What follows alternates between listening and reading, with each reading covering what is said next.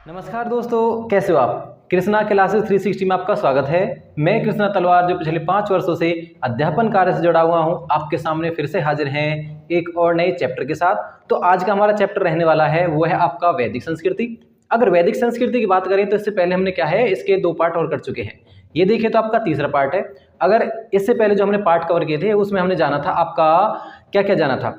सबसे पहले देखेंगे उसमें हमने जो वैदिक जो लोग थे, आर्य थे, वो कहाँ से आए थे, किस प्रकार आए थे, सब कुछ जाना था। उसके बाद देखेंगे जो उसके एविडेंस है, स्रोत है, उसके बारे में जाने। जो हमारे वैदिक साहित्यिक स्रोत हैं उनके बारे में हमने जाना था, बिल्कुल अच्छे से डिटेल से उनके बारे में जान लिया था। 10 के 10 हमारे जो मंडल थे ऋग्वैदिक काल में वो जाने थे। उसके बाद में क्या है, हमने अथर्ववेद, यजुर्वेद, सामवेद, इन तीनों के बारे में जाना था। उसके बाद में आरण्यक हैं, उपनिषद हैं और आपके ब्राह्मण हैं, इन सभी के बारे में हमने क्या है अच्छे से डिटेल से जान लिया था। तो जो आज का हमारा जो पार्ट है ये तीसरा पार्ट रहेगा और इसमें हम क्या है आपका जो ऋग्वैदिक काल की हम क्या करने वाले हैं कि इसे जो आपका ऋग्वैदिक काल है तथा उत्तरवैदिक काल है, हमने पहले आपको बताया था कि हम क्या है आपका जो वैदिक सभ्यता है, ये जो वैदिक काल है उसे क्या है हम 2 पार्ट्स में डिवाइड कर लेते हैं। एक तो आ जाता आपका ऋग्वैदिक काल और एक हो जाता आपका उत्तरवैदिक काल। तो अगर यहाँ से जाने कि आज हम क्या है इसे ऋग्वैदिक काल और उत्तरवैदिक काल की तरह ही देखेंगे। इसमें क्या है, सबसे पहले हम क्या है अपना ऋग्वैदिक काल की जो आपके सामाजिक है, आर्थिक है, राजनीतिक है और आपका धार्मिक स्थिति के बारे में जानेंगे। उसके बाद में क्या है जो हमारा नेक्स्ट पार्ट बनेगा उसमें हम क्या है आपका जो उत्तरवैदिक काल रहेगा, उत्तरवैदिक काल की जो विशेषता रहेंगी यहाँ पर उसमें राजनीतिक, आर्थिक, सामाजिक और धार्मिक की जो विशेषता रहेंगी उसे हम अगले पार्ट में कवर कर लेंगे। परंतु आज क्या हम कोशिश करेंगे, अगर देखें वैसे काफ़ी अगर देखें तो बड़ा पार्ट्स बन जाएगा, क्योंकि इसमें क्या है 4 विशेषताएं आपके धार्मिक है, राजनीतिक है, सामाजिक, आर्थिक है, 4 हो जाएंगी तो एक बड़ा टॉपिक बन जाएगा। पर फिर भी क्या है हम कोशिश करेंगे आपका कि इसी में एक ही आपका पार्ट में क्या है कवर हो जाए।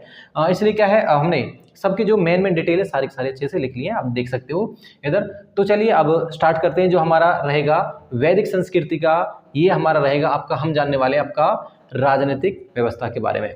जो ऋग्वैदिक काल की राजनीतिक व्यवस्था किस प्रकार थी, कैसे कैसे थी, उनकी क्या क्या मुख्य विशेषता रहने वाली है, सभी के बारे में अच्छे से डिटेल से देखेंगे हम।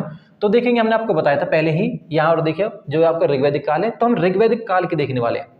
ये बिल्कुल आप याद रखें, नोट्स बना ले बिल्कुल अच्छे से कि इसमें क्या है हम ऋग्वैदिक काल के बारे में जानने वाले कि ऋग्वैदिक काल की क्या है विशेषता, क्या क्या रहने वाली है। आपका समय पता है आपको 1500 से 600 इसका समय है टोटल अगर पीरियड देखें। परंतु क्या है आपका जो ऋग्वैदिक काल का समय है आपका यहाँ 1000 हो जाएगा। ऋग्वैदिक काल का जो समय आपका 1500 से लेकर 1000 BC आपका समय रहने वाला है। तो इसकी राजनीतिक स्थिति के बारे में जो भी आपकी इसमें विशेषता है उन सभी के बारे में जानेंगे। तो यहाँ पर देखें राजनीतिक स्थिति अगर देखें इसकी ज़्यादा कठिन नहीं है, बिल्कुल आसान है। जैसे आज का हमारा समाज है बिल्कुल उससे ज़्यादातर देखेंगे तो मिलता जुलता है। तो अगर देखें परिवार देखेंगे तो परिवार क्या है सबसे छोटी इकाई राजनीतिक। अगर पूछ ले क्वेश्चन आ जाता है कि आपका जो पारिवारिक जो परिवार है आपका, या कहें ऐसे कह सकते हैं कि जो क्वेश्चन आ जाएगा कि सबसे छोटी इकाई क्या है, सबसे छोटी राजनीतिक इकाई क्या है, पूछ लेगा क्वेश्चन तो आपका जाएगा आपका परिवार है। परिवार का मुखिया क्या कहला रहा है, परिवार का मुखिया कहला रहा है आपका कुलप या कुलपति कहला रहा है। ये आपके लिए वर्ड है, पूछ लेगा कि कुलपति कौन है या कुलप कौन है। तो क्या है ये घर का मुखिया, परिवार का मुखिया कुलपति या कुलप कहलाता है। कुलप क्यों कहला रहा है, क्योंकि क्या है कुल का भी मुखिया है ये। अगर देखिए परिवार का तो मुखिया है ये, उसके बाद में क्या है परिवार से बड़ा एक तरीके से कुल होता है, तो एक कुल के बहुत सारे व्यक्ति होते हैं तो उसके इसलिए क्या है कुलप वर्ड यूज किया गया है इसमें। इसके बाद देखेंगे जो हमारा सेकंड है, हमने क्या एक तरीके से व्यवस्थित रूप से आप देख सकते हो, व्यवस्थित रूप से क्या है सभी के सभी डिटेल यहाँ पर रख रखी है आपकी। तो देखें परिवार है, उसके बाद आ जाता है आपका गाँव है। तो गाँव में देखेंगे गाँव का मुखिया कौन है, तो गाँव का मुखिया आपका ग्रामीणी है या ग्राम भोजक है, ये है आपका। उसके बाद देखेंगे आपका कौन आ जाता है, फिर आ जाएगा आपका गांव के बाद में है विष। तो विष में क्या है, देखो गांव आपको पता ही है कुछ परिवारों, यहाँ से एक तरीके से देखें तो पहले परिवार है, एक परिवार है जो आपका एक परिवार से ज्यादा परिवार क्या है कुल कहला रहे हैं, और जो कई कुलों का एक तरीके से संगठन है वो आपका गाँव कहला रहा है। अगर गाँव में देखें तो आपका देखें तो गांव कई गांव मिलकर, यहाँ पर देखें कई गांव मिलकर जो समूह है, कई गांव का समूह है, वो आपका क्या कहला रहा है, वो आपका विषप कहला रहा है, या देखेंगे विष कहला रहा है और विष का मुखिया विषपति है। इस प्रकार हम देख सकते हैं। विष के बाद में देखेंगे, अब देखो यहाँ पर क्या है 170 मेंशन है। 170 क्यों दिया गया यहाँ पर, क्योंकि क्या है विष का वर्णन क्या है किसमें, ऋग्वेद में 170 बार आया है, इसलिए क्या है विष यहाँ पर मैंने एक तरीके 170 मेंशन कर दिया। ये भी जाने क्योंकि पूछ लेता है दे देगा आपको कि क्या है मिलान करने के लिए कि सबसे ज़्यादा क्या है वर्णन किसका है। तो सबसे ज़्यादा वर्णन जैसे जन का है, उसके बाद में देखेंगे तो इंद्र का वर्णन है, 250 बार आया है इंद्र का वर्णन, विष का 170 बार है। तो ये देख लिया हमने। अब देखेंगे जन, परिवार, गांव, विष और अपजन। यहाँ पर अगर देखें तो देखो कई विषयों को मिलकर, कई जो विष हैं कई विषयों को मिलकर क्या है जन बनता है। और इसका मुखिया कौन है? इसका मुखिया राजा या राजन कहला रहा है। तो ये है इसकी एक तरीके से जो आपका राजनीतिक व्यवस्था किस प्रकार की थी। बाकी अब राजा देखेंगे और उसके क्या है सहायक कुछ देखेंगे जो अधिकारी हैं। तो राजा का अगर देखें, अगर राजा देखें तो यहाँ पर देखो जो क्या है, ये क्या है जनस्य गोपा। इसके अन्य नाम और देख लेते हैं एक बार। इसके अन्य नाम है राजा के, इसे जनस्य गोपा भी कहा गया क्योंकि जन का मुखिया है, ये लोगों का मुखिया है। यहाँ पर अभी देखें तो वंशानुगत नहीं हुआ है। राजा का जो पद है औदा है वो कैसा है, अभी उसका चुनाव ही हो रहा है अगर देखेंगे यहाँ पर राजा का। उसके बाद इसे गोपति कहा गया है। हाँ, उसके बाद है आपका पुराभेत्ता, ये भी कहा गया। तीनों इसके नाम है राजा के, जनस्य गोपा, गोपति और क्या है पुराभिक्ता इसके नाम है। उसके बाद देखेंगे राजा की क्या है प्रधान रानी, जो इसकी प्रधान रानी क्या है महिषी कहलाती है। ये याद रख लें कि महिषी कौन है, आ जाता क्वेश्चन कि महिषी कौन है। यहाँ पर देखें तो राजा की जो प्रधान रानी है वो महिषी कहला रही है। इसका देखें मैंने आपको बताया था जो पद है आपका आनुवंशिक नहीं था, क्या है इसका चुनाव हो रहा है। अगर आनुवंशिक देखें तो राजा के पुत्र के बाद में क्या है, या राजा के बाद में उसका पुत्र गद्दी पर नहीं बैठ रहा है, उसका क्या है अभी चुनाव हो रहा है। यहाँ पर देखिए एक तरीके से गणतंत्र शासन प्रणाली अभी इसमें ऋग्वैदिक काल, टोटल क्या है ऋग्वैदिक काल की विशेषता रहने वाली है। तो ऋग्वैदिक काल में देखें तो राजा का क्या है जो पद है वंशानुगत या आनुवंशिक नहीं है, वो देखें तो उसका चुनाव हो रहा है। अगर हम उत्तर वैदिक काल की बात करें तो यहाँ पर उत्तर वैदिक काल में आपका क्या हो जाएगा, उत्तर वैदिक काल में आपका वंशानुगत हो जाएगा, मतलब पिता के मरने के बाद उसका पुत्र गद्दी पर बैठ रहा है, इस प्रकार देखते हैं हम। और यहाँ पर एक और चीज जान लें कि जो टैक्स सिस्टम है, जो कर था, यहाँ पर क्या है बलि कर दिया जाता था। बलि कर देखें तो एक स्वेच्छा से दिया जाने वाला कर था अगर ऋग्वैदिक काल में देखें, परंतु अगर उत्तर वैदिक काल में देखें तो हमारा क्या हो जाएगा जो आपका बलि है वो टैक्स हो जाएगा, सिस्टम हो जाएगा कि क्या है वो आपको देना ही देना है। वो हम क्या है आर्थिक स्थिति देखेंगे तब जान लेंगे आपका, अभी ये राजनीति चल रहा है। उसके बाद देखेंगे हम यहाँ से देखते हैं आगे, और भी है जो वह केवल देखिए अगर स्थिति देखें राजा की अभी क्या हो रही है, राजा की स्थिति क्या है एक कबीले के संरक्षण की है, कि यहाँ पर क्या है जो राजा है एक कबीले का संरक्षण के समान है कि उसका रक्षक है। एक जो पद दे दिया गया है यहाँ पर देखेंगे राजा को एक तरीके से गद्दी पर बैठा दिया गया है, पोस्ट दे दी गई है, परंतु क्या है वो उसके पास अभी पूरी शक्ति नहीं है, पूरी पावर नहीं है। इसमें अभी देखेंगे हम जो पूरी शक्ति किसके पास होती है, देखेंगे जैसे सभा है आपका, विदत है, इनके पास इसकी क्या है कंट्रोल होता है, फिर भी सभा और विदत का, सभा विदत और समिति देखेंगे उसके बाद में आगे। तो यहाँ से देखेंगे उसके बाद में क्या है राजा क्या है जो राज व्यवस्था है आपका गणतंत्रात्मक थी, बाद में क्या वंशानुगत हो गई जो उत्तर वैदिक काल में, ये हमने आपको बता चुके हैं। तो इतने क्या है सिस्टम देख लिया। अब देखते हैं हम यहाँ पर क्या है आपका जो रत्निन के बारे में देखेंगे और क्या है वहाँ के क्या है कुछ अधिकारी हैं वो जानेंगे। तो अब जानते हैं कुछ इंपॉर्टेंट फैक्ट देखते हैं इसके आपका ऋग्वैदिक काल के ही। जो आपका 12 उच्च पदाधिकारी होते थे, तो आपसे पूछ लेगा कि रत्निन की संख्या कितनी थी, तो रत्निन उस समय पर क्या है 12 रत्निन होते थे। जब भी क्या है राजा की देखें तो राज्याभिषेक होता था, राजा जब गद्दी पर बैठता था तो उस समय पर क्या है उसके बाद में क्या है जो राजा होता था फिर तो एक रत्निन के घर जाता था और कुछ क्या है अपने साथ में उपहार ले जाता था। ये भी इंपॉर्टेंट चीज है कि क्या है राजा राज्याभिषेक के बाद में क्या है किसके घर जाता था, तो आंसर हो जाएगा आपका रत्निन के घर जाता था, रत्नी कहते थे और उसके एक तरीके से रत्निन के। अब देखेंगे जो राजा के लिए क्या है कुछ अधिकारी होते थे, भाई सीधी बात है अगर एक राजा है उसकी सहायता के लिए क्या है कुछ अधिकारी बैठा दिए गए हैं, तो उनके नाम और क्या उनके कार्य और देख लेते हैं। जो आपका अधिकारी है रत्निन या मंत्री जिन्हें कहते थे, मंत्री आज का देखिए वर्ड है मंत्री है, उस समय का क्या है रत्निन वर्ड है, या उन्हें अधिकारी कह सकते हैं। तो कौन कौन से अधिकारी हैं इनके बारे में जान लेते हैं। पहला है आपका पुरोहित, ये सबसे इंपॉर्टेंट है। अगर हम देखें तो हमने क्या है पिछले पार्ट्स में आपको देखा था दशरथ युद्ध के बारे में बताया था आपका कि राजा सुदास के मतलब राजा सुदास से होता है, ठीक। तो उसके बाद देखेंगे क्या है मतलब विश्वामित्र और वशिष्ठ के बीच होता है। अगर देखें दोनों आमने सामने लड़ते हैं तो क्या होते हैं वो राजा सुदास के किस लिए लड़ते हैं कि क्या है वो आपका पुरोहित पद के लिए लड़ते हैं दोनों, ठीक। तो इसके बाद देखेंगे जो पुरोहित है आपका राजा का प्रधानमंत्री कहलाता था। देखें तो राजा के जस्ट बाद में क्या है पुरोहित का ही पद आता था। राजा अगर कहीं गया है या बाई चांस उसकी डेथ हो चुकी है तो इस स्थिति में क्या है पुरोहित राज्य को चलाता था, तब तक क्या है कोई राजा ना बन जाए दूसरा। ऐसे में देखेंगे जो आपका उसके बाद जिसकी पोस्ट है पुरोहित है, पुरोहित के बाद में क्या है आपका पहले राजा है, राजा के बारे में हमने जान लिया अच्छे से। राजा है, फिर पुरोहित है, फिर उसके बाद में फिर तीसरा पद क्या है आपका सेनानी है, जिसे हम सेनापति कहते थे।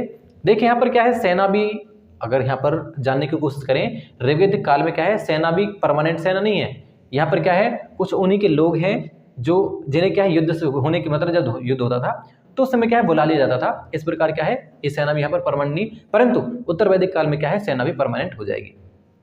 उसके बाद में एक और पद आपका बाजपति है। बाजपति कौन होता था, जो गोचर भूमि है, गोचर भूमि का क्या है अधिकारी होता था, आपका बाजपति होता था। क्यों, क्योंकि अगर देखिए हमने आपको बताया था ऋग्वैदिक काल में क्या है आपका यहाँ पर जो सिस्टम है किस प्रकार का है, यहाँ पर अभी पशु पर एक तरीके से ध्यान दिया गया है, पशु प्रधान है आपका जो अर्थव्यवस्था है। बाकी उत्तर वैदिक काल में आपकी क्या हो जाएगी, फिर कृषि प्रधान हो जाएगी। अब एक है आपका दुर्गपाल। दुर्गपाल कौन होता था, दुर्ग का रक्षक होता था, उसे दुर्गपाल कहते थे। एक और आपका पालागल। पालागल कौन है, संदेश ले जाने वाला है, उसे पालागल कहते थे, जो एक संदेश को एक स्थान से दूसरे स्थान तक ले जाता था, पालागल कहला रहा है। आपका क्या है अक्षावास। अब अक्षवाप, अक्षवाप कौन होता था, राजा के क्या है साथ जो पासा खेलने वाला है उसे अक्षवाप कहते थे। अगर देखें हम महाभारत में देखा था जो आपका कंक है, कंक बना था। उसके बाद में देखेंगे आपका भागदूत। भागदूत क्या है आपका बंटवारा करने वाला। जब भी युद्ध होते थे तो युद्ध में क्या है वो लूटपाट करते थे। लूटपाट में क्या है जो भी सामान आता था एक जगह सब इकट्ठा कर लेते थे, उसका जो फिर क्या है बंटवारा करते थे। बंटवारा कौन करता था, तो उसे कहते थे भागदूत था जो बंटवारा करता था। इस प्रकार क्या हमने जो इसके क्या अधिकारी थे जितने भी मंत्री हैं वो सारे कुछ देख लिए। इससे ज़्यादा मंत्री नहीं, मैं सारे तरीके से नोट कर लिए। मैं आपसे फिर कह रहा हूँ एक तरीके से इस प्रकार की क्लास रहने वाली है। इससे अलग क्या है आपका कुछ कोई भी एग्जाम हो, या आपका टीजीटी हो, पीजीटी हो, या आपका यूजीसी नेट हो, या कुछ भी हो एग्जाम अगर देखें तो सभी एग्जाम को लिए एक तरीके से महत्वपूर्ण क्लास रहने वाली है। इसके बाद देखेंगे राजा का क्या है सहयोग करने वाला कुछ संस्थाएं हैं, वही आपकी ये सब ज़्यादा इंपॉर्टेंट है। आपका विदत है, सभा है और समिति है, तीनों के बारे में अच्छे से जान लेते हैं इनके क्या क्या कार्य रहने वाले हैं। देखो तो विदत है, विदत का क्या है कितनी बार वर्णन है, विदत का आपका 122 बार क्या है वर्णन आया है, किसमें, ऋग्वेद में है। तो सबसे प्राचीन संस्था है विदत, देखेंगे तो सबसे प्राचीन संस्था है। याद रखना विदत क्या है आपकी पूछ लेगा क्वेश्चन में, ये भी अगर क्या है सबसे प्राचीन संस्था कौन है, आपको 3 ऑप्शन दे दिए जाएंगे, सभा है, समिति, विदत है, ये 3 आ जाएगा। इस प्रकार के 4 ऑप्शन बनते हैं आपके, तो आपका विदत आ जाएगा इसका आंसर। आगे देखेंगे यह क्या है, यह सामाजिक आर्थिक धार्मिक और क्या अनुष्ठान मतलब कराती थी, जो भी अनुष्ठान होते थे ये यही कराती थी, विदत ही थी, जिसमें क्या है महिला भी हिस्सा लेती थी। अगर यहाँ से इंपॉर्टेंट पॉइंट जाने तो महिलाएं कहाँ कहाँ भाग ले रही हैं, ये भी आ जाएगा कि विदत में और आपके सभा में क्या है महिलाएं भाग ले रही हैं, बाकी समिति में महिलाएं भाग नहीं ले रही। महिलाओं को क्या है कोई भी जिक्र यहाँ पर हमें नहीं देखने को मिलता समिति में। उसके बाद देखेंगे इसे क्या ज्ञान एवं क्या विद्या से क्या है संबंधित माना जाता था, किसे, विदत को ज्ञान और विद्या से संबंधित माना जाता था। अब देखेंगे नेक्स्ट है आपका सभा। सभा का क्या है केवल 8 बार वर्णन है, किसमें, आपका ऋग्वैदिक काल में या ऋग्वेद में आपका 8 बार वर्णन है। ये क्या थी, ये बूढ़े बड़ों की एक संस्था थी जिसमें क्या बुजुर्ग व्यक्ति होते थे, उनकी संस्था है आपका क्या है जो आपका सभा है। इसके कार्य देखेंगे कार्य क्या क्या इसमें, ये इंपॉर्टेंट है। अगर हमारे इसमें देखें इसका कार्य क्या है, तो इसका कार्य आपका न्याय संबंधित फैसले लेना, जितना भी आपके फैसले होते थे न्याय से संबंधित उन सभी का फैसला लेने का है इसका काम था। उसे देखेंगे वर्तमान में आज क्या है राज्यसभा की जैसी है। अगर वर्तमान देखेंगे तो ये सभा आपका राज्यसभा जैसी है, समिति आपका क्या है आपका लोकसभा जैसी है, सॉरी आपका राज्यसभा और समिति लोकसभा हो जाएगा। याद रखें बिल्कुल पॉइंटों को। इसमें देखिए महिलाएं भी भाग लेती थी, मैंने आपको बताया था सभा और आपका जो विदत है इसमें क्या है महिलाएं भाग ले रही दोनों में। इसके बाद देखेंगे अथर्ववेद में क्या है सभा को क्या है नरिष्ठा कहा गया है। याद रखिए बिल्कुल बहुत इंपॉर्टेंट पॉइंट है कि क्या है नरिष्ठा किसे कहा गया है, पूछ लेगा आपसे कि नरिष्ठा किसे कहा गया, आपका सभा को नरिष्ठा कहा गया है। इसमें क्या है इसके सदस्य क्या है सुजान कहला रहे हैं, ये भी इंपॉर्टेंट है। दोनों यहाँ पर नरिष्ठा और सुजान क्या है, इसलिए मैंने क्या रेड पेन से लिख दी दोनों ये जो इंपॉर्टेंट पॉइंट है। इसे क्या है इसके सदस्य क्या कहला रहे हैं, सुजान कहला रहे हैं इसके सदस्य। उसके बाद में देखेंगे समिति, हमने देखा विदत, सभा और समिति। समिति में क्या है, यह केंद्रीय राजनीतिक संस्था है, सेंटर एक तरीके जो सेंटर में काम करती है वो है आपका केंद्रीय राजनीतिक संस्था है। सामान्य लोग की सभा है, अगर देखेंगे ये है एक तरीके से सामान्य लोग की सभा होने के कारण क्या है, इसीलिए इसे क्या कहा गया आपका लोकसभा कहा गया है। उसमें देखेंगे इसके सदस्य राजा की नियुक्ति एवं क्या है पद मुक्ति करते थे। इनका काम क्या था, ये एक तरीके से ज्यादातर देखिए यही कंट्रोल कर रहे हैं किस पर, राजा पर। तो इनका काम यह है कि राजा को हटाना और राजा को गद्दी पर बैठाना, ये क्या है समिति का कार्य है। अब देखेंगे इसका अध्यक्ष कौन होता था, इसका अध्यक्ष यहाँ ईशान कहलाता था, जो इसका प्रमुख हेड है। इसका भी तो कोई हेड होगा, तो तो इसका हेड जो है प्रमुख है वो क्या कहला रहा है, आपका ईशान कहला रहा है। उसके बाद देखेंगे यहाँ पर अगर राजा की स्थिति देखें तो क्या है, युद्ध का क्या है कारण। अब देखेंगे, सॉरी हो गया गलत, देखेंगे कोई ना, देखो तो यहाँ देखेंगे आपका युद्ध का कारण क्या है, पशुधन था, इसलिए क्या है राजा को गोप कहा गया है। जो मैंने अभी आपको बताया है कि गोप राजा का नाम है, तो गोप इसलिए कहा गया है क्योंकि क्या है, युद्ध का कारण पशुधन है। पशुधन क्यों है, मैंने आपको बताया था कि जो आर्य थे वो बाहर से आए थे, कृषि करना नहीं जानते थे, वो क्या है अपना जीवन व्यतीत किस प्रकार करते थे, वो क्या है शिकार करके या क्या है कंदमूल फल खाकर, इस प्रकार क्या है दूसरे पर आक्रमण करके लूटपाट करके क्या है ये अपना जीवन यापन करते थे और पशु पालते थे, उनसे क्या है अपना जीवन यापन कर रहे हैं। उसके बाद जैसे भारत में आते हैं तो भारत में क्या है स्थिति अच्छी लगी उन्हें और क्या है वो यहीं पर आकर ठहर गए। अगर देखें ऋग्वेद काल में तभी हम क्या देख पाते हैं कि यहाँ पर क्या है पशु प्रधान आपकी व्यवस्था रहने वाली है, तो इसी प्रकार क्या है पशु पर ज्यादा ध्यान दिया गया, इसलिए क्या है पशु को धन कहा गया, पशुधन इसे कहते हैं। और यहाँ पर क्या है गाय का सबसे ज्यादा महत्व ऋग्वेद में देखेंगे, गाय को सबसे ज्यादा महत्व दिया गया है, तो इसलिए क्या है आपका उसे क्या है गोधन कहा गया। आज तक भी क्या है हम गाय को गोधन कहते हैं, इसलिए क्या है तो आज तक एक तरीके से देखें तो हम पैसा चलता है कि जो पैसा है तो पैसे के रूप में उस समय पर क्या था, गोधन था। आप देख सकते हो कृष्ण लीला में भी, रामायण महाभारत देखेंगे तो क्या है गाय को क्या घेर घेर कर लाया जाता था दूर दूर से, जमीन के लिए लड़ाई नहीं हो रही यहाँ पर क्या साम्राज्य विस्तार के लिए लड़ाई बिल्कुल नहीं है। ऋग्वैदिक काल में देखें इंपॉर्टेंट पॉइंट है, अगर लड़ाई किस चीज के, यहाँ पर लड़ाई देखेंगे तो आपका पशुधन के लिए है, जितने जिस पर ज्यादा पशु हैं उस वो इतने क्या एक तरीके से है शक्तिशाली है या देखेंगे अमीर है वो इतना ही। तो इस प्रकार क्या यहाँ पर पशु के लिए युद्ध हो रहा है, इसलिए क्या है गाय को क्या है अधन्या कहा गया है, मतलब नए मारने योग्य कहा है गाय को। और जो भी गाय को मारता था उसे देखें तो ऋग्वेद में क्या है डायरेक्ट ही मृत्युदंड का प्रावधान किया गया है। तो इस प्रकार देखिए हमने क्या है आपका ये वैदिक संस्कृति का क्या है टोटली हमने क्या है राजनीतिक स्थिति देख लिए। अब क्या है इसके बाद हम क्या है सामाजिक स्थिति देखेंगे, इसी प्रकार क्या है फिर आगे आर्थिक और फिर धार्मिक स्थिति तीनों ही देख, तीनों रह गई हमारे, एक हो चुका है, तीनों अच्छे से कंप्लीट कर लेंगे। तो अभी क्या है अब करते हैं स्टार्ट हम अपना क्या है सामाजिक स्थिति को। राजनीतिक स्थिति के बाद में हम क्या है अब हम चर्चा करेंगे अपना जो है सामाजिक व्यवस्था के बारे में चर्चा करते हैं। तो सामाजिक में क्या है देखेंगे तो उस समय का समाज कैसा था, सारी की सारी डिटेल देखेंगे अच्छे से। तो समाज देखें तो उस समय पर क्या है संयुक्त परिवार था, क्योंकि लोग क्या थे कबीलों में रहते थे और उसके बाद में क्या है फिर उस जो गांव बने हैं, तो इस प्रकार क्या सभी जो लोग हैं सुरक्षा की दृष्टि से देख लो या समाज की दृष्टि से क्या है वो एक ही परिवार में रहते थे, तो संयुक्त परिवार व्यवस्था थी उस समय पर। उसके बाद देखेंगे तो जो समाज था पितृसत्तात्मक था, परिवार में पिता की ही ज्यादा चलती थी, पिता ही जो परिवार है या घर का मुखिया होता था। अगर वर्ण व्यवस्था की बात करें ऋग्वेद काल में, क्योंकि क्या है हमें वर्ण व्यवस्था यहाँ पर बहुत कम दिखाई देती है, इसलिए क्या है यहाँ पर वर्ण व्यवस्था का जिक्र बहुत कम है। तो वर्ण व्यवस्था देखें तो हमें पता है कि हमारे 4 वर्ण हैं, ब्राह्मण क्षत्रिय वैश्य शूद्र, इस प्रकार। तो अगर जाने कि जो हमारे वैश्य हैं ऋग्वेद में बस एक ही बार क्या है वैश्य का वर्णन है, उसके बाद देखेंगे जो शूद्र है शूद्रों का कहीं पर वर्णन नहीं है। अगर वैश्य की बात करें तो विष के रूप में एक वर्णन है, बस विष शब्द दे रखा है। अगर शूद्रों की बात करें तो आपका जो ऋग्वेद का 10वां मंडल है जो, और उसमें भी क्या है एक सूक्त है पुरुष सूक्त। पुरुष सूक्त में क्या है आपके 4 वर्णों का वर्णन दे रखा है। अगर देखिए उसमें वर्णन किस प्रकार है, उसमें बताया है कि एक महापुरुष है, महापुरुष के देखें तो मुख से क्या ब्रह्मा है जो ब्राह्मण पैदा हुए, उसकी भुजाओं से क्षत्रिय हैं, जंघाओं से वैश्य हैं और उसके पैरों से शूद्र हैं। इस प्रकार क्या है जन्म हुआ है, ये चर्चा की गई उसमें। बाकी हम जानते हैं कि उसमें क्या है कहीं भी ज़्यादातर जिक्र नहीं है। और उसके बाद जाने जो वर्ण है वो वर्ण आपको बता दें कि उस समय पर क्या है कर्म के आधार पर था, जो वर्ण व्यवस्था है वो कर्म के आधार पर थी। जिस भी व्यक्ति का जन्म क्या है किसी भी देखिए तो वर्ण में हो, परंतु जैसा उसका कर्म होता था उसी प्रकार उसकी जाति निर्धारित हो जाती थी या कर दी जाती थी, इस प्रकार वहाँ की व्यवस्था थी। परंतु क्या है ब्राह्मणों ने थोड़ा सा देखा कि क्या है उनके जो पुत्र हैं, क्योंकि क्या है जब थोड़ा सा देखे धन आ जाता है तो किसी एक तरीके से उनकी जो संतान है वो क्या है बिगड़ने लगती है। तो इस प्रकार देखिए जो उनकी संतान क्या है उस रास्ते पर नहीं चल रही थी, तो ब्राह्मणों ने क्या किया एक तरीके से इसे जटिल बना दिया। उसे हम उत्तर वैदिक काल में देखेंगे। तो उत्तर वैदिक काल में देखें तो हमें क्या है ये जन्म के आधार पर दिखाई देता है, कर्म के आधार पर फिर नहीं दिखाई देता। जो आपकी ऋग्वैदिक काल में जो वर्ण व्यवस्था है वो आपका क्या है कर्म के आधार पर है, परंतु उत्तर वैदिक काल में देखें तो क्या है आपका जन्म के आधार पर हो जाएगी जो वर्ण व्यवस्था है।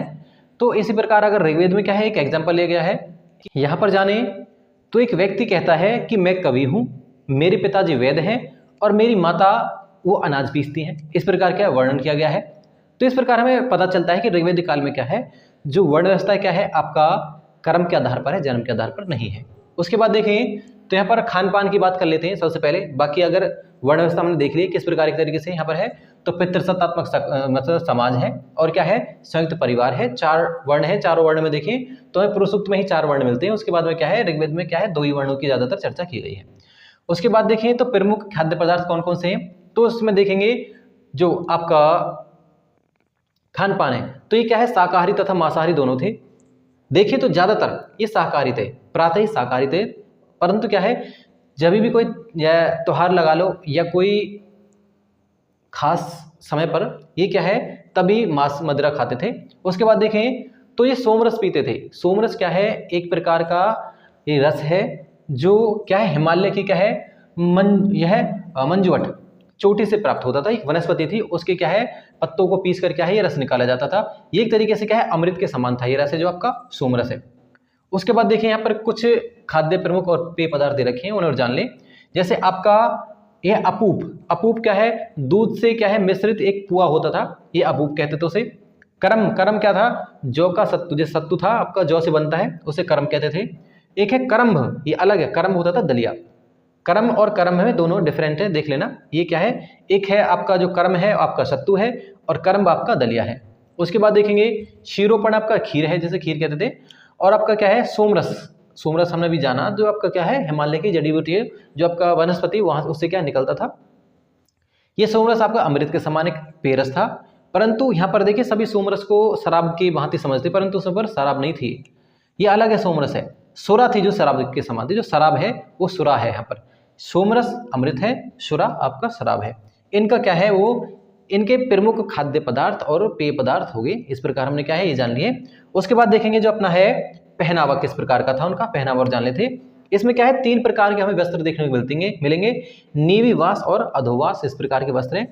बाकी चलो जानते हैं एक एक करके डिटेल से। सबसे पहले आपका नीवी है, नीवी को क्या है अधोवस्त्र। देखो अधोवास में और अधोवस्त्र में थोड़ा सा अंतर है, ये जान लें आप। क्योंकि क्या है देखो आपका जो नीवी और क्या है अधोवस्त्र जो एक कमर के नीचे धारण किए जाते थे, जैसा आपका धोती है या साड़ी है, ये कमर के नीचे धारण किए जाने वाले वस्त्र हैं। वास क्या ये प्रमुख वस्त्र जो क्या है प्रमुख अगर देखें तो ऊपर पहने जाते थे, ये प्रमुख वस्त्र है। और देखिए जो आपका जो अधोवास है जैसे क्या है ऊपरी वस्त्र कहते थे, ये क्या शरीर के नीचे धारण होता था। अगर देखिए जैसे हमने क्या है ये शर्ट पहन रखी है, शर्ट के नीचे देखें तो कुछ इनरवियर है, तो इस प्रकार क्या है इनरवियर होते थे, तो ये हमारे क्या है आपका अधोवास है।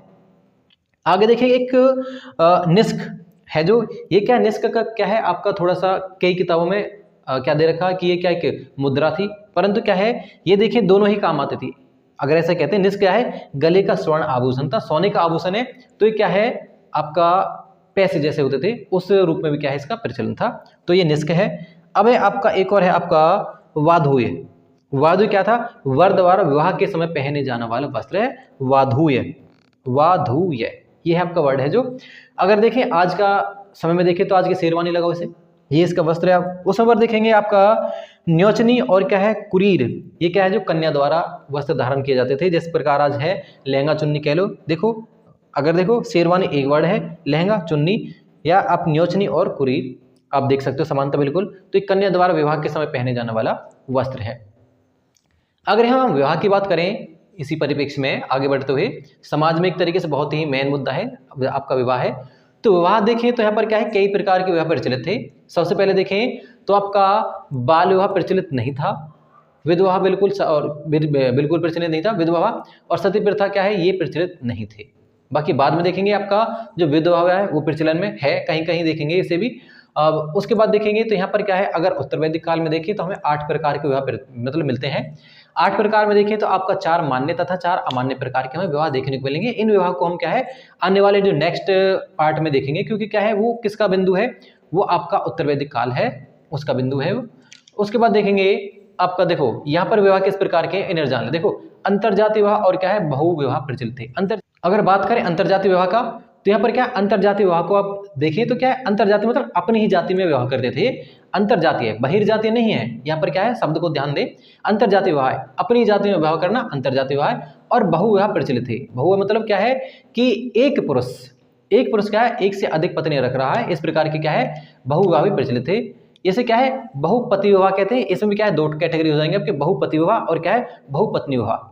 तो अगर बहुपत्नी विवाह ज्यादा प्रचलित है, बहुपति विवाह में अगर देखेंगे हमें एक महाभारत में क्या है द्रौपदी के बहुपति के रूप में क्या है जो 5 पांडव वो नजर आते हैं। तो इस प्रकार क्या है दोनों प्रकार के यहाँ पर क्या है हमें विवाह देखने को मिलते हैं। उसके बाद में क्या है अनुलोम विवाह और क्या है प्रतिलोम विवाह भी प्रचलित मिलते हैं हमें।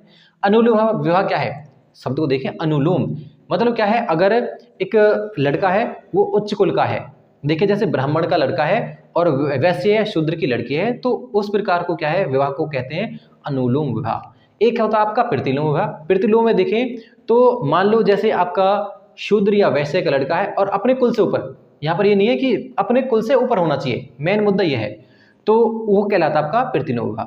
अनुलोम में ऊंचे कुल का लड़का है, परंतु प्रतिलोम में क्या है जो प्रतिलोम है आपका उसमें नीचे कुल का लड़का है। तो इस प्रकार क्या है या नीचे कास्ट लगा लो आप, तो कास्ट समय बाकी वर्ण था यहाँ पर, ये जो मेन है यहाँ पर ये वर्ण था उस समय पर, तो निम्न वर्ण का लड़का और उच्च वर्ण की लड़की प्रतिलोम। और अगर देखें उच्च वर्ण का क्या है आपका लड़का और निम्न वर्ण की लड़की, तो ये कहलाएगा आपका अनुलोम। देखिए शिक्षा का और देख लें यहाँ पर, शिक्षा का भी एक तरीके से अच्छा पॉइंट यहाँ पर देखो, शिक्षा क्या है किस प्रकार दी जाती थी। सबसे पहले मुद्दा ये है कि शिक्षा क्या है उस समय पर क्या है किस प्रकार दी जाती थी। तो उस समय पर शिक्षा आपका श्रुति देखिए तो जैसे एक गुरु है, गुरु बैठा है, गुरु बैठकर क्या है अपने शिष्यों को शिक्षा दे रहा है, वो क्या है उस शिक्षा को धारण करते थे और क्या है दिमाग में बैठा लेते थे। उसके बाद में क्या है पीढ़ी दर पीढ़ी क्या है इसी प्रकार क्या है शिक्षा देते रहते थे। ये है आपका शिक्षा सिस्टम था उस समय पर। उसके बाद देखेंगे वहां पर जो स्त्रियों की स्थिति है जानेंगे अभी भी, वो भी क्या है बहुत अच्छी स्थिति है, क्योंकि क्या है वहां पर क्या उपनयन संस्कार होता था लड़कियों का। अगर हम उत्तर वैदिक काल में देखेंगे यहाँ पर थोड़ा थोड़ा कोलेट करते चलेंगे दोनों को ही जो बिंदु आएंगे, तो उत्तर वैदिक काल में देखेंगे तो यहाँ पर क्या है आपका लड़कियों का क्या है उपनयन का संस्कार बंद कर दिया जाएगा, उनकी स्थिति क्या है यहाँ पर बिगड़ दी जाएगी। फिलहाल देखिए तो स्त्री की स्थिति यहाँ पर बहुत अच्छी है। उसके बाद देखें क्या ऋग्वेद के क्या है 8वें मंडल में, ऋग्वेद के 8वें मंडल क्या क्या है आपका लोपामुद्रा, घोषा, शिक्ता, निवारवी, अपाला, सची, इंद्राणी, विश्वारा, विदुषी का क्या है उल्लेख मिलता है। इन विदुषी हैं सबसे ज्यादा मेन आपकी कौन कौन है, आपका अपाला है, घोषा है और लोप मुद्रा है, आपको सबसे प्रमुख क्या आपको विदुषी मिलेंगी। तो इस प्रकार क्या है हमें ये प्रमुख विदुषियां मिलती हैं। इसका मतलब क्या है कि इस तरह भी क्या है उस समय पर पढ़ी लिखी होती थी। उसके बाद देखेंगे आपका शिक्षा में और देखिए तो आपका क्या है गृहवासी और क्या है अंतेवासी। ये क्या है गृहवासी और अंतेवासी। गृहवासी का मतलब है कि जो बच्चा जो भी स्टूडेंट क्या है अपने घर में ही रहकर शिक्षा ग्रहण करता था उसे गृहवासी कहा गया है। और जो बच्चा क्या है अंतर्वासी मतलब जो गुरुकुल में जाकर शिक्षा ग्रहण करता था उसे अंतेवासी कहते थे। गृहवासी और अंतेवासी शब्दों को देखें यहाँ पर। उसके बाद में क्या है जो हमारा ये लास्ट बिंदु बचेगा स्त्री की स्थिति। इसके बाद में क्या है हमारा जो सामाजिक व्यवस्था है ये खत्म हो जाएगी। अब आप सोच रहे होंगे कि यहाँ पर क्या है कुछ बिंदु नहीं दे रखे हैं, जैसे आपका विवाह के 8 प्रकार हैं। यहाँ पर देखें तो आपका हो जाएगा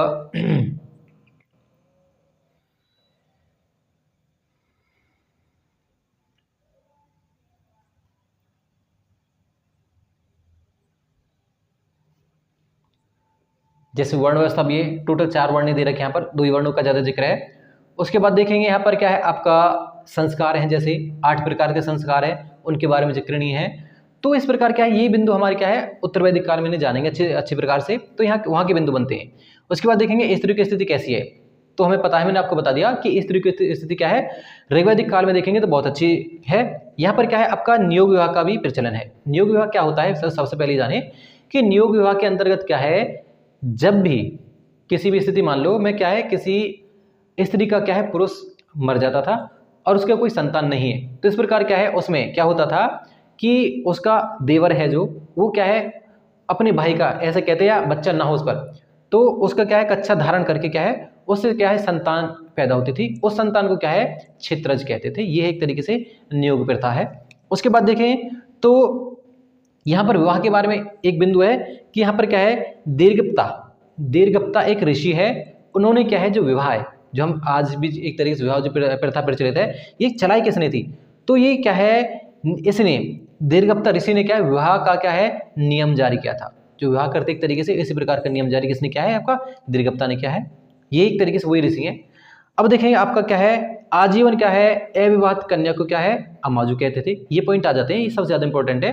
अमाजु कौन है, जो आजीवन अविवाहित है, जो कन्या है उसे अमाजु कहते थे, जो शादी नहीं करती थी। उसके बाद में क्या है, विधवा का क्या है, पुनर्विवाह हो जाने पर उसे क्या है, पुनर्वधू कहते थे। ये और क्या है हमारे लिए इंपॉर्टेंट पॉइंट जानने के लिए। तो इस प्रकार देखें हमने आज अपना राजनीतिक स्थिति और सामाजिक स्थिति भी जान ली है। उसके बाद में क्या है, हम उसके आर्थिक और धार्मिक पक्ष को भी और देख लेते हैं। उसके बाद में क्या है, हमारा ऋग्वैदिक काल की जो सामाजिक, आर्थिक, धार्मिक और सांस्कृतिक के पक्ष क्या है पूरे हो जाएंगे। उसके बाद में क्या है, फिर नेक्स्ट हमारा उत्तर वैदिक काल रहेगा, उसके बारे में चर्चा करेंगे। सामाजिक स्थिति जानने के बाद में क्या है, अब हम चर्चा करेंगे अपना धार्मिक जीवन के बारे में। सामाजिक जीवन में क्या है, हमने अच्छे प्रकार से देख लिया था। अब क्या है, हम धार्मिक जीवन के बारे में चर्चा करेंगे। तो धार्मिक जीवन में देखिए आपका जो आर्य थे वो उनका धर्म क्या था, किन किन देवताओं की पूजा कर रहे हैं, किस प्रकार पूजा करते थे, सभी के बारे में क्या है डिटेल से 1 बाय 1 करके क्या है चर्चा करेंगे। जिस प्रकार के हमने आपका सामाजिक जीवन और क्या राजनीतिक जीवन देखा था, इसी प्रकार के हम इस बारे में चर्चा करेंगे। आपका देखें जो आपका धार्मिक जीवन है, इसे अगर देखें तो जो आर्य थे, जानने की कोशिश करना, समझने की भी। देखें तो आर्य थे जो क्या है, बहुल देवतावादी थे। बहुल देवता का मतलब क्या है कि वो एक देवता की पूजा नहीं करते थे, वो क्या है बहुत सारे अनेक देवताओं की पूजा करते थे। यहाँ पर अगर देखिए देवता एक ही है, परंतु क्या है वो ईश्वर एक को मान रहे हैं। देवता अनेक है और क्या है उसके बावजूद क्या है वो एक ईश्वरवादी थे, मतलब एक ही क्या है ईश्वर में विश्वास रखते थे वो, ये इसका मेन था। अब देखेंगे जो आर्य थे, आर्य क्या प्रकृति की पूजा करते थे।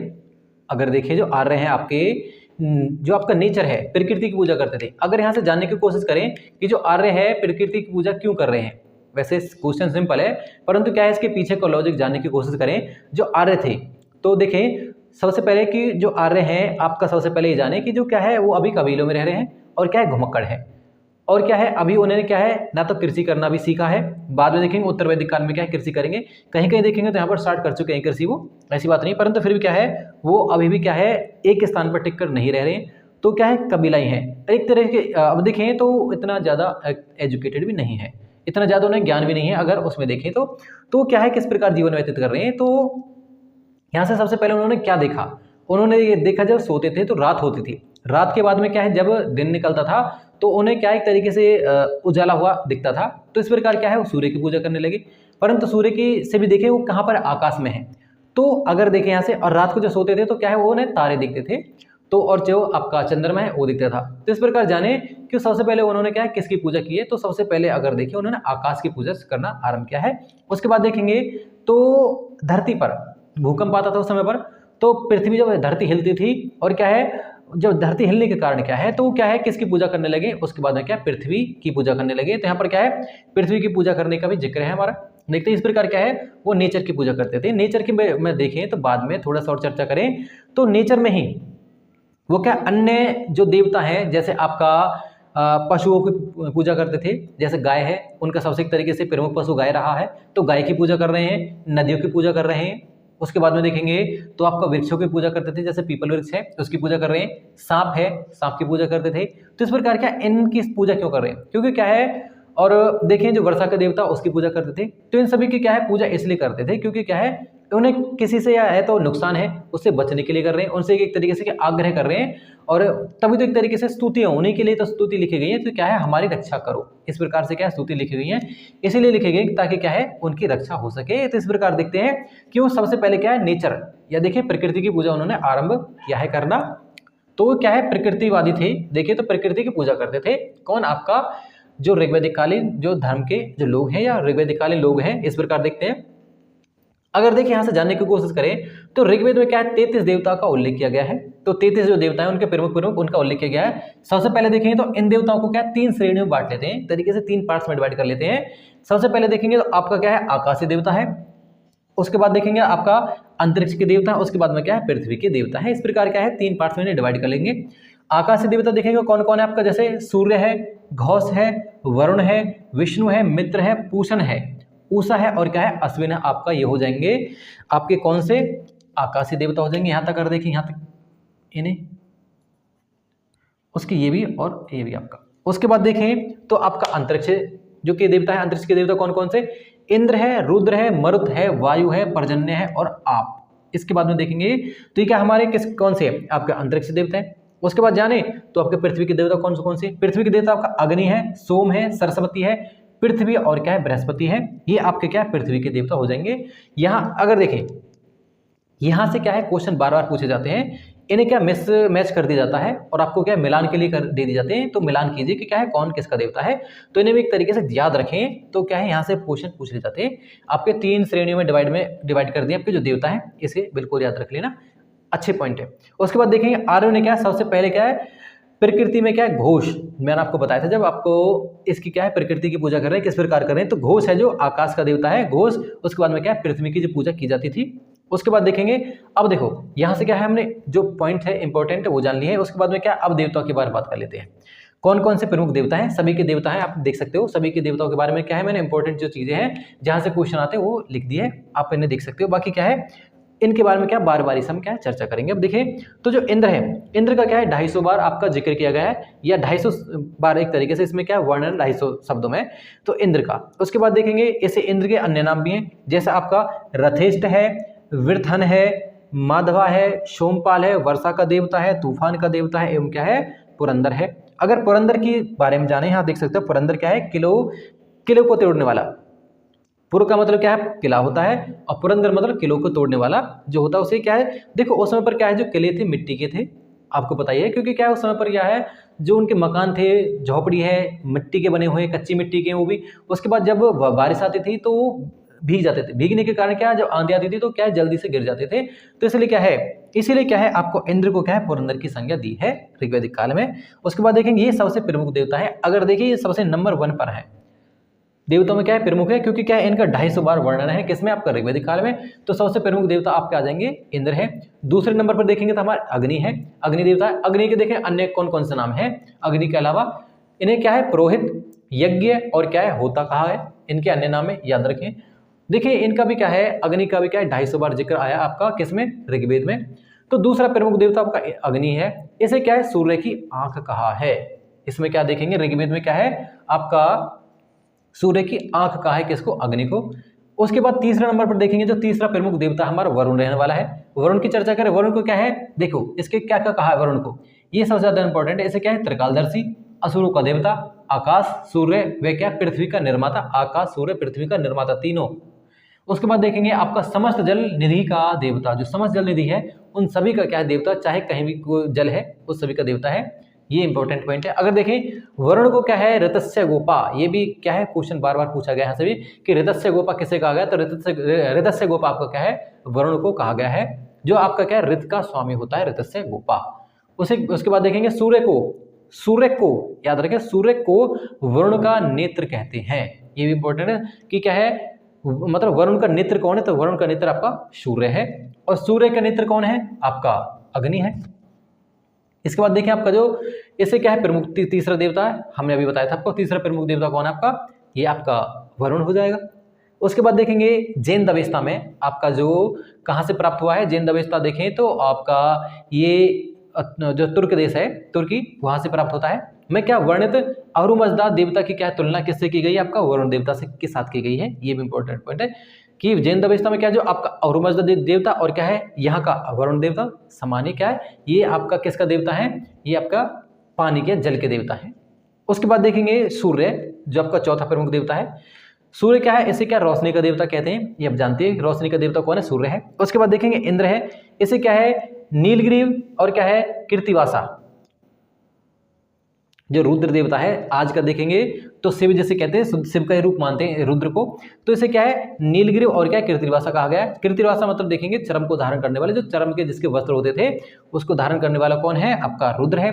इसे क्या है कपर्दी जो क्या है जटाधारी, जिसे लंबी लंबी जटाएं हैं जिसके जटाधारी कौन है आपका कपर्दी, से रुद्र को ही कहा गया है। ये क्या है आपका शिव का पूर्व रूप है, मतलब शिव के पहले का रूप है। उसके बाद देखें उत्तर वैदिक काल में क्या है एक तरीके से पूर्ण रूप से हमारे सामने शिव के रूप में आता है। शिव का अगर देखें तो हमें ये हड़प्पा सभ्यता में देखने को मिलता है, क्योंकि वहाँ से क्या है पासे के रूप में, या उसने पासे कह लो, देखते हैं कि शिवलिंग के रूप में एक तरीके से क्या वहाँ से पत्थर प्राप्त होते हैं। और एक क्या है हम देखते हैं कि पशुपतिनाथ है जो शिव को ही माना है।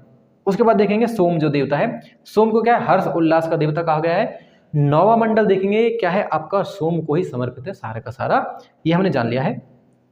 विष्णु अब क्या है कुछ इसमें क्या है जो आपके मेन चीज़ें वो सारे लिख दी मैंने कौन कौन से देवताओं के। अब देखिए तो यहाँ से क्या है, इसके अलावा मैंने एक भी देवता का छूटा नहीं है। विष्णु को देखेंगे आपका संरक्षण के देवता है, उसके बाद देखेंगे यम आपका मृत्यु के देवता है, अश्विन आपका क्या है चिकित्सा देवता के वैद्य हैं, चिकित्सा के देवताओं के भी वैद्य है ये। उसके बाद देखेंगे आपका पूषण है, अश्विन के बाद में पूषण है। पूषण क्या है, पशुओं, चारागाह और कृषि और औषधि के देवता कौन आ जाएंगे आपके, पूषण है। तो यहाँ से सबसे ज्यादा पूषण से क्या है क्वेश्चन पूछे जाते हैं कि पूषण को क्या है, पूषण का रथ कौन खींचते थे, बकरे खींचते थे पूषण के रथ को, ये भी हो जाएगा इंपॉर्टेंट पॉइंट है। उसके बाद में क्या है हमारे 4-5 देवता और बचते हैं, जैसे मित्र है। मित्र कौन है आपका, मित्र आपका उदित होता हुआ सूर्य, जब सूर्य उगता है तो उसके देवता कौन है आपके, मित्र हो जाएंगे। उसके बाद देखेंगे आपका उषा, उषा क्या है, प्रातः काल की देवी आपकी उषा हो जाएंगी। उसके बाद देखेंगे आपका सविता है। सविता क्या है, सूर्य पूर्ण क्या है रूप से क्या है, चमकता है। जो सविता आपका गायत्री मंत्र इसी के लिए लिखा गया है, आपको पता ही है। तो जो क्या है, सूर्य जब उग चुका है तो जब पूर्ण रूप से क्या है हमें दिखाई दे रहा है, तो उसे क्या है आपका सविता कहा गया है। ईला देवी कौन है, जो आहुति की देवी हैं। जब हवन यज्ञ होता था तो उस समय पर क्या है आहुति दी जाती थी, किसी भी की भी लगा लो आपको। आजकल देखें तो सामग्री की आहुति दी जाती है, उसमें क्या है उस समय पर क्या है अन्य प्रकार जैसे आपका फल है और आपके मेवा हैं, इस प्रकार की क्या है आहुति दी जाती थी। और कहीं कहीं देखते हैं हम कि आपका जानवरों को भी क्या है आहुति दी जाती थी, तो उसे क्या है उसकी देवी कौन है आपकी ईला है। उसमें देखेंगे आपका बृहस्पति का देवता कौन है, बृहस्पति देवता कौन है, तो यज्ञ के देवता है आपका बृहस्पति देवता।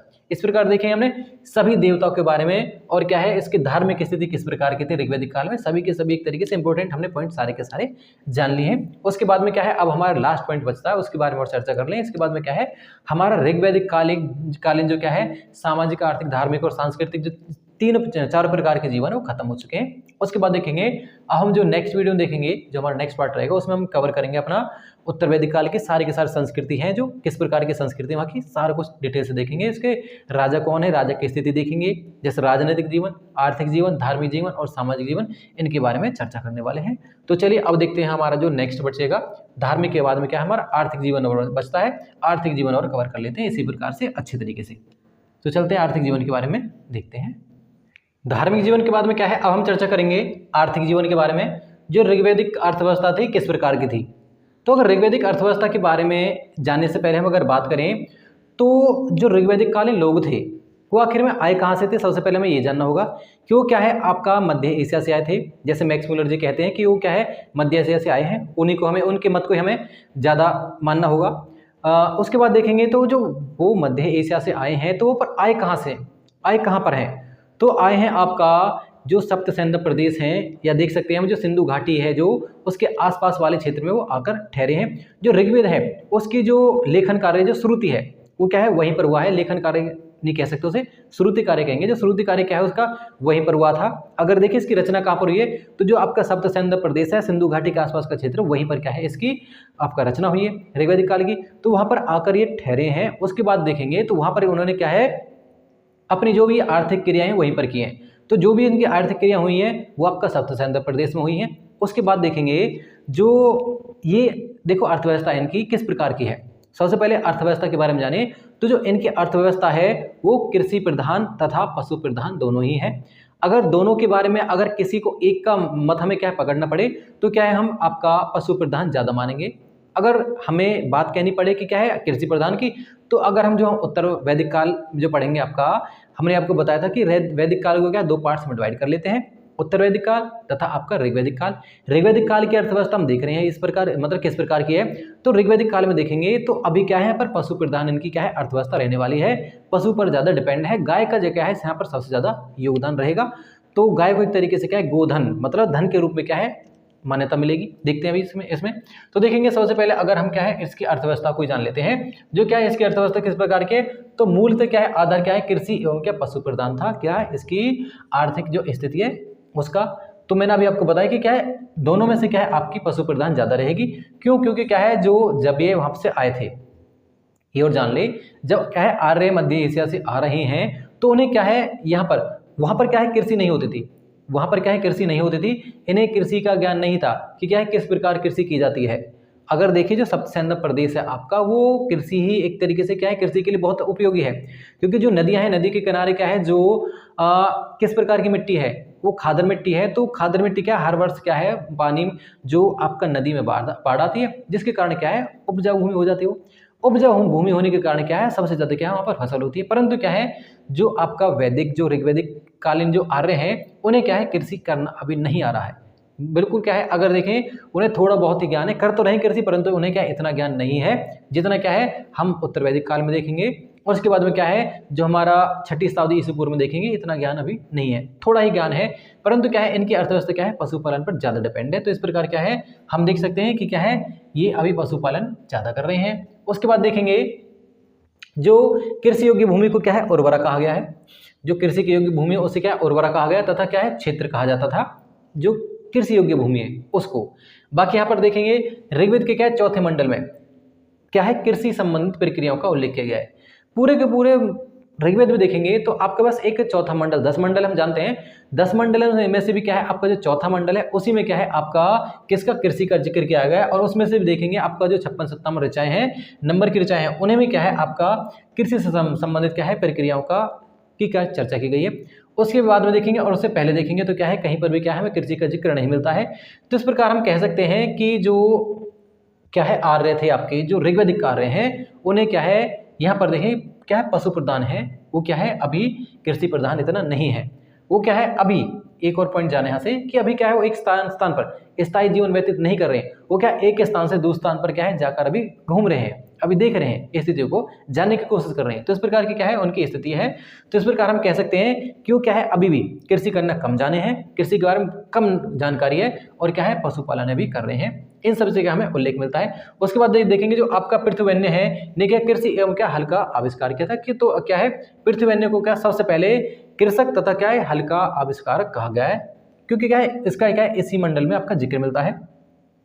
उसके बाद देखेंगे आपका जो भूमि राजा की क्या है निजी संपत्ति न होकर पूरे कबीले का स्वामित्व होता था। अगर यहाँ पर देखो राजा की स्थिति जानने की कोशिश करें, हमने क्या राजा की स्थिति आपका राजनीतिक स्थिति में बताया था आपको कि राजा किस प्रकार से है, उसकी स्थिति है क्या। तो राजा की स्थिति है क्या सबसे पहले यहाँ से देखेंगे, उसके बाद में आपको क्या है पॉइंट समझ आ जाएगा कि राजा क्या एक तरीके से सेवक के रूप में काम कर रहा है। पर राजा भी सेवक है यहाँ पर, जैसे आज तो खैर जो मंत्री है कहने के लिए है सेवक, परंतु क्या है खूब लूटते हैं, बात ऐसा आपको पता है। तो उसके बाद देखेंगे यहाँ पर क्या है जो आपका राजा है जो उसकी स्थिति कैसे सेवक के रूप में ही है, उसका ज़्यादा देखेंगे तो कंट्रोल नहीं है, वो अभी वहाँ पर देखें कबीला ही है। कबीले में देखेंगे आपका हमने देखा था सभा है, समिति है, विदत है, वो देखे थे, तो उनका उस पर राजा पर कंट्रोल है। यहाँ पर भूमि का कंट्रोल नहीं है। और देखिए यहाँ पर क्या है राजा को टैक्स भी नहीं दिया जा रहा है, टैक्स दिया जा रहा है परंतु क्या स्वेच्छा से दिया जा रहा है, जो बलि नामक टैक्स था उनका कर था ये था। तो इस प्रकार देख सकते हैं उसकी क्या स्थिति हमने देख लिया। उसके बाद देखेंगे आपका बलि है जो मैंने आपको बताया, तो ये क्या है स्वेच्छा से दिया जा रहा है। यहाँ पर क्या है अभी ये नहीं कि स्थायी नहीं किया, परमानेंट नहीं किया कि आपको टैक्स देना देना, ये देखेंगे तो उत्तर वैदिक काल में आपको जानने को मिलेगा इस चीज़ के बारे में कि टैक्स है कितना था, 1/6 देना होता था, सब कुछ देखेंगे। गाय के बारे में आपको बता चुका हूँ कि सबसे प्रमुख जो पशु आपका ऋग्वैदिक काल में गाय मिलेगा, क्योंकि गाय को धन के रूप में यहाँ पर माना गया है। मैं अभी आपको बताया था कि क्या है वो किस प्रकार का समाज है या किस प्रकार की अर्थव्यवस्था है, सब कुछ देखा। तो हमने देखा कि क्या है यहाँ पर पशु प्रधान है, पशु को ज़्यादा महत्व दिया जा रहा है। और पशु में देखिए गाय को, गाय के बारे में जानने की कोशिश करें तो उसे क्या है अधन्य कहा गया है। अधन्य मतलब क्या होता है कि न मारने योग्य कहा गया है, क्योंकि क्या है उसे हम एक तरीके से पैसे के रूप में उपयोग कर रहे हैं। अगर आपने रामायण है या आपने महाभारत में क्या है आपको ज़्यादा देखने को मिलेगा, रामायण में तो कम है, बाकी क्या महाभारत में आपको देखने को मिलेगा कि क्या है जब महाभारत में युद्ध से पहले क्या है सभी गायों को क्या घेर कर ला रहे हैं, क्योंकि क्या है वहाँ पर देखिए तो गाय को ज़्यादा महत्व दिया गया है। गाय को घेर कर क्या है ला रहे हैं, जिसके पास ज़्यादा गाय होती थी। अपने कृष्ण लीला में देखा होगा कि जो श्री कृष्ण है उसके पास में क्या 11,000 गाय थे। तो सबसे ज़्यादा जिसके पास गाय है उसे क्या सबसे ज़्यादा धनवान माना गया था। इस प्रकार एक तरीके से देख सकते हैं हम कि गाय की स्थिति हम जान सकते हैं। उसे क्या है सबसे प्रमुख जो क्या है पशु आपका गाय है। गाय को अधन्य कहा गया है और आर्थिक स्थिति में क्या है गाय का ज़्यादा महत्व है। उसके बाद देखेंगे आपका जो पणी है, पणी कौन है, पणी का आपने अगर सुना भी होगा, अगर पढ़ा होगा तो उसे व्यापारी कहा जाते थे, परंतु व्यापारी के बाद में क्या है वो क्या है मवेशियों का चोर भी था, उसे चोर कहा गया है। अगर देखें तो घोड़े का भी क्या है महत्व है पर, क्योंकि घोड़े का क्या है क्योंकि क्या है उपयोगी पशु है ये। यहाँ पर देखेंगे आपका गाय क्या है आपका आर्थिक रूप से उपयोगी है, परंतु क्या है यहाँ पर उपयोगी पशु कैसे कि यहाँ पर युद्ध के लिए रथ में जोड़ने के लिए घोड़ा क्या है बहुत ज़्यादा उपयोगी है। इस प्रकार हम देख सकते हैं घोड़ा क्या है उपयोगी पशु है। और उसके बाद में क्या है हमें अन्य पशुओं के बारे में जानकारी मिलती है, जैसे हम बताएं आपको कि ऊँट है, हाथी है, आपका घोड़ा भी है, बैल है, इस प्रकार से क्या है अन्य पशु भी हैं, उनका भी क्या है अपनी जगह अलग महत्व है। तो इस प्रकार क्या है हमने पशु के बारे में अपना जान चुके हैं। इन पॉइंटों के बारे में क्या है हम चर्चा कर चुके हैं अच्छे इस प्रकार से। आई होप बिल्कुल यहाँ तक आपके समझ में आया होगा। चलिए कुछ और क्या है पॉइंट्स हमारे उनके बारे में और चर्चा कर लेते हैं। तो सबसे पहले देखेंगे, देखो ऋग्वेद में एक ही अनाज यव का उल्लेख है। यव मतलब जौ, यव जौ को कहते थे उस समय पर। तो यहाँ पर देखिए चावल का भी जिक्र नहीं है। सोचें कि यहाँ पर क्या है चावल का जिक्र नहीं है। क्या क्या है आपको बहुत सारी किताबों में देखने को मिलेगा कि क्या है वहाँ पर वो ऋग्वैदिक काल में लोग जो चावल खाते थे, गेहूं खाते थे, अनाज खाते थे, जौ खाते थे, ऐसा कुछ नहीं है। यहाँ पर क्या है एक ही जौ आपका जो है जो जौ है। अब हमने आपको पहले बताया था एक सत्तू था, सत्तू का जिक्र हुआ है या दलिया का जिक्र हुआ है। तो क्या है वो दलिया है या सत्तू है जो जौ से ही बनता था। इसलिए क्या है हमें अन्य किसी अनाज का जिक्र नहीं मिलता है ऋग्वैदिक काल में देखने की कोशिश करें। बाकी क्यों नहीं मिल रहा आप जान सकते हो, क्योंकि क्या है अभी क्या है कृषि बहुत ही कम हो रही है, पशु प्रधान ज़्यादा है, अनाज का कहीं जिक्र ही नहीं है। तो सोच सकते हो आप कि क्या है यहाँ पर क्या है पशु प्रधान है आपकी जो आर्थिक स्थिति है। उसके बाद देखेंगे खेती के लिए क्या हल जोतने की शिक्षा क्या सर्वप्रथम क्या अश्विन कुमार ने दिए। तो देखें तो बहुत दूर दूर कहीं दूर दूर से क्या है एक तरीके से हमें कृषि देखने को मिलती है कहीं कहीं। तो इसलिए क्या है देखो अश्विन कुमारों को मतलब कहीं जाना होगा, उनको नाम सुना होगा कि अश्विन कुमार वो खेती करते, तो उन्हें क्या एक तरीके से देख सकते हैं यहाँ पर कि उन्हें सर्वप्रथम क्या है जो हल जोतने की शिक्षा देता था यही थे वो। देखो पॉइंट को समझे कि हल भी जोतने की शिक्षा दी जा रही है। तो सोचो तो क्या है कृषि कितनी कम होती होगी। तो और जाने की कोशिश करें, देखो दासों को क्या खेती में लगाया जाता था। अगर दासों की स्थिति देखें तो किस प्रकार है यहाँ पर क्या है उन्हें उनसे खेती कराई जा रही है दासों से। अगर देखें यहाँ पर दास प्रथा भी प्रचलित थी, परंतु क्या है दासों के बारे में कंफर्म नहीं कह सकते, परंतु क्या है फिर भी क्या है कहीं कहीं हमें दासों का जिक्र थोड़ा थोड़ा मिलता है। तो इस प्रकार हम कह सकते हैं कि उस समय पर दास भी थे और क्या है उन्हें दास मतलब किस प्रकार से। अब ये देखें तो दासों का भी जिक्र हम आने वाले चैप्टर में करेंगे कि कई प्रकार के दास होते हैं, उनके बारे में जिक्र करेंगे। तो दास क्या थे जो युद्ध में लड़ते थे, जिनसे एक तरीके से जिन्हें जीत लिया जाता था, पकड़ लिया जाता था, पकड़ कर क्या उन्हें दास बना लिया जाता था। उनसे क्या है कृषि वगैरह के कार्य इसी प्रकार के कार्य कराए जाते थे। उसके बाद देखेंगे तो यहाँ पर क्या नमक एवं कपास का उल्लेख नहीं है। सोचे नमक है, कपास और पशु में देखे बाघ है, इन सभी से क्या है परिचित नहीं है। और ऋग्वेद में देखें तो लोहे से भी परिचित नहीं है, बताएंगे आगे। उसके बाद देखेंगे यहाँ से कुछ क्या व्यापारिक स्थिति और देख लेते हैं। व्यापार शुरू हो जाता है। देखो तो देखो आपका जो आपका बैकनाट है या सूदखोर है तो क्या ऋणदाता था। उस समय पर क्या ऋण क्या था आपको पता है कि ज़्यादा पैसे नहीं थे। आपको निष्क नामक एक अपने गहना सुना होगा, उसका क्या है कहीं कहीं पर पैसे के रूप में भी क्या उपयोग होता था आभूषण का। तो इसलिए क्या है कहीं कहीं क्या एक तरीके से जिक्र होता है सूदखोर जो होते हैं जो ऋण देते हैं, जो पैसे देते हैं, तो ये उसका क्या है जिक्र होता है बैक नोट के रूप में। तो व्यापार वस्तु क्या है विनिमय पर आधारित था, ये आप जानते हो। उस समय पर क्या है अब तक अगर देखें अगर 100 साल पहले तक भी देखें तो हमने जानते हैं कि अभी भी भारत में क्या वस्तु विनिमय प्रणाली प्रचलित थी। अगर अभी भी देखें तो काफ़ी ऐसे गांव हैं जिनमें क्या है अभी भी इस प्रकार की प्रथा प्रचलित है, परंतु क्या अगर बड़े बड़े शहरों में देखें तो वहाँ पर क्या है इस प्रकार की प्रथा प्रचलित नहीं है। बाकी अगर 100 या 150 साल पहले भी अगर देखें तब तक क्या है अभी तक भी क्या है वस्तु विनिमय प्रथा प्रचलित थी। वस्तु विनिमय है क्या देखें तो क्या है वस्तु के बदले वस्तु। कोई वस्तु है जिसके पास ऐसा अनाज है, मेरे पास क्या है आपके जौ हैं, तो उनसे क्या है बदला कर लेंगे कि मुझे जौ चाहिए उसे अनाज चाहिए इस प्रकार से, या कह सकते हैं उसे जौ चाहिए मुझे अनाज चाहिए। तो इस प्रकार क्या है वस्तु विनिमय पर आधारित थी। उर्धर क्या था अनाज मापने का यंत्र था, तोलने के लिए क्या है यंत्र है, जैसे हम तराजू कहते हैं, जैसे इस प्रकार का यंत्र क्या उर्धर था जिसे मापने के काम आता था। उसके बाद देखिए अयस, अयस क्या था तांबा एवं कांसा था अयस।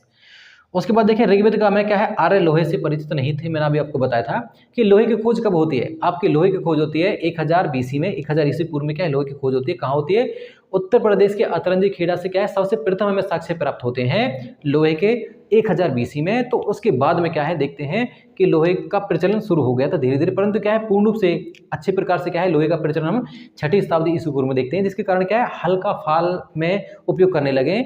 और जो जैसे क्या हल गड़कर चलने लगा है, गड़कर चलने के कारण हल क्या है उसके कारण जो क्या है अनाज अच्छा बैठने लगा है, जिसके कारण क्या है अच्छी खेती हुई है और अच्छा अनाज हुआ है, जिसके कारण क्या है वहाँ पर जनसंख्या बढ़ी है। और क्या है हमें बड़े बड़े कुछ नगर देखने को मिलते हैं, हमारे सामने आते हैं, जिन्हें हम 16 महाजनपद कहते हैं। ये स्थिति हम जानेंगे, आगे भी पढ़ेंगे 16 महाजनपदों के बारे में। परंतु क्या है इस पर देखते हैं कि क्या है 1000 BC में आपकी क्या है लोहे की खोज हुई थी, खोज कह सकते हैं, प्रमाण प्राप्त हुए हैं सबसे पहले।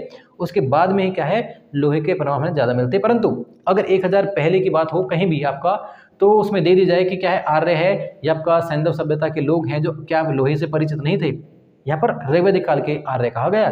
बाकी यहाँ पर ये नहीं कहा कि उत्तर वैदिक काल के आर्य। उत्तर वैदिक काल में हमें लोहे की जानकारी हो जाएगी, परंतु क्या है, ऋग्वैदिक काल में लोहे की जानकारी नहीं है।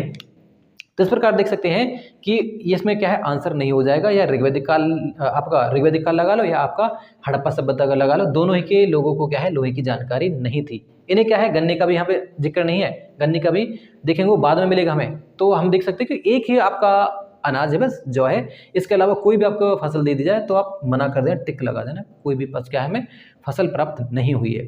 तो उत्तर वैदिक काल में देखेंगे सभी के बारे में, गन्ना वगैरह सब कुछ आ जाएगा, उसके बाद में देखेंगे सारा कुछ डिटेल से।